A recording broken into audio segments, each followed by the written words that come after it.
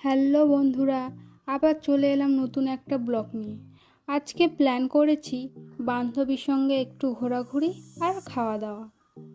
চলো দেখা যাক আজকের দিনটা কেমন কাটে। তো এখন নিজের বাড়ির সামনের থেকে হাঁটা ধরলাম, তারপর রাস্তায় নেমেই অটো পেয়ে গেলাম। অটো ধরে রওনা দিলাম সোনারপুর স্টেশনের দিকে। তো আমার বাড়ি থেকে সোনারপুর স্টেশন যেতে সময় লাগে 15 থেকে 20 মিনিট। তো এখন আমি তোমাদের সাথে বকবক করতে করতে সোনারপুর স্টেশনের দিকে যেতে লাগলাম। বাইরের দৃশ্যগুলো দেখতে দেখতে তার সঙ্গে হালকা হাওয়া, মনটা যেন আরও ভালো লাগছিল। তো এইভাবে পৌঁছে গেলাম সোনারপুর স্টেশনে। স্টেশনে পৌঁছেই টিকিট কাউন্টারে গিয়ে টিকিটটা কেটে নিলাম। টিকিটটা কাটার কিছুক্ষণ পরই ট্রেনটা এসে গেল। এই মুহূর্তে ট্রেনে বসে আছি জানালার পাশে, বসে বাইরের দৃশ্য দেখছি। ট্রেনটা আস্তে আস্তে গতি নিচ্ছে। একটু পরেই আমরা পৌঁছে যাব ঢাকুরিয়া স্টেশনে। বান্ধবীর সঙ্গে এক সুন্দর ভ্রমণের শুরু হলো আজ। ট্রেনে করে ঠিক পৌঁছে গেলাম ঢাকুরিয়া স্টেশনে। স্টেশন থেকে নামার পর এক অন্যরকম অনুভূতি। সেই অনুভূতি নিয়েই হাঁটা শুরু করলাম। হাঁটতে হাঁটতে ঠিক পৌঁছে গেলাম ঢাকুরিয়া লেকের সামনে। শেষে পৌঁছে গেলাম ঢাকুরিয়া লেকে। চারপাশে শান্ত পরিবেশ, ঠান্ডা হাওয়া আর প্রিয় বন্ধুর মুখে হাসি। হেঁটে হেঁটে অনেক গল্প জমে উঠেছে। মুহূর্তগুলো একদম মন ছুঁয়ে যাওয়ার মতো। এমন একটা দিন মনে থেকে যাবে বহুদিন। লেকের পাশে হেঁটে চলতে চলতে চোখে পড়ল দুটি অসাধারণ সুন্দর দুর্গা মূর্তি। মনটা একেবারে আনন্দে ভরে উঠল। শান্ত পরিবেশ, মা দুর্গার এমন রূপ যেন মনে এক নতুন শক্তি এনে দিল। দুর্গা মায়ের এমন রূপ আগে কখনো এত কাছ থেকে দেখিনি।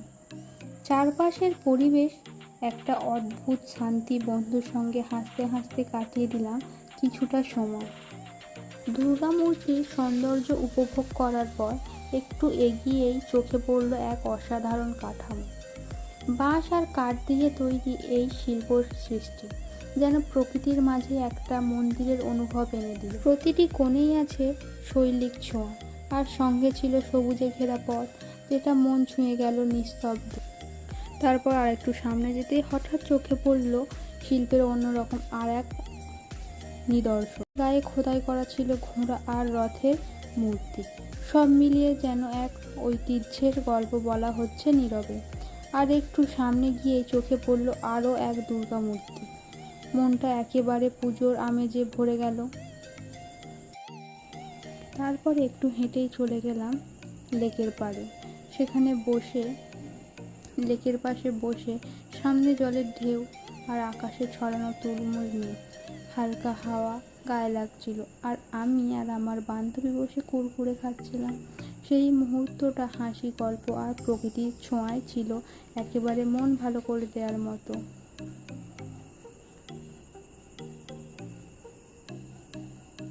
তারপর চিপস কুরকুরে খাওয়ার পর লেকের পাড়ে শান্ত পরিবেশে বসে তুললাম কিছু সুন্দর মুহূর্তের ছবি আর বানিয়ে ফেললাম কয়েকটা ছোট্ট রিল। মনে হচ্ছিল সময় যেন একটু থেমে গেছে। আমাদের হাসি, প্রকৃতির আর ক্যামেরার ক্লিকে তৈরি হলো একটা মেমোরি। আর উপরে আকাশে ভেসে থাকা তুলোর মতো সাদা মেঘগুলো যেন মনটা আরও হালকা করে দিল। চোখে লাগে শান্তি, মনে আসে এক রকম মায়া। একেবারে শান্ত একটা বিকেল। তারপর হঠাৎ ঝিরঝিরে বৃষ্টি। লেকের জলের ওপর ছাতার মতো পড়ে থাকা মেঘগুলো যেন তখন একেবারে মন ছুঁয়ে গেল। বৃষ্টির ফোঁটা আর ঠান্ডা হাওয়ার মাঝে বন্ধুর হাত ধরে ধীরে ধীরে হাঁটা। একটা দিনের শেষটাও এমন হলে মনটা দিন জুড়েই ভালো থাকে। তারপর ধীরে ধীরে বাড়ির পথে রওনা দিলাম। রাস্তায় হঠাৎ চোখে পড়লো আইসক্রিমের দোকান, আর আমরা দুজনেই আর না বলতে পারলাম না। ঠান্ডা আইসক্রিম আর হাসির গল্পে ভরা সেই শেষ দিনটা ছিল একেবারে পারফেক্ট। একটা ছোট্ট ঘোরার দিন, কিন্তু স্মৃতিগুলো রইল অনেক বড় হয়ে। এর এই ছোট্ট ভ্রমণটা অনেক বড় রকমের ভালো লাগা দিয়ে গেল। বন্ধুর সাথে কাটানো কিছু মুহূর্ত, কিছু হাসি আর মন ভালো করে দেয়া স্মৃতি, সব মিলিয়ে দিনটা হয়ে উঠল অনেক স্পেশাল। এই রকম আরও দিন আসুক, আরও স্মৃতি জমা হোক। তোমরাও জানাও কেমন লাগলো আমাদের এই দিনের ছোট্ট গল্প। আর ভালো লাগলে একটা লাইক আর কমেন্ট করো, সাবস্ক্রাইব করতে ভুলো না। চলে আসছি আবার নতুন একটি ভিডিও নিয়ে, ততক্ষণ ভালো থেকো।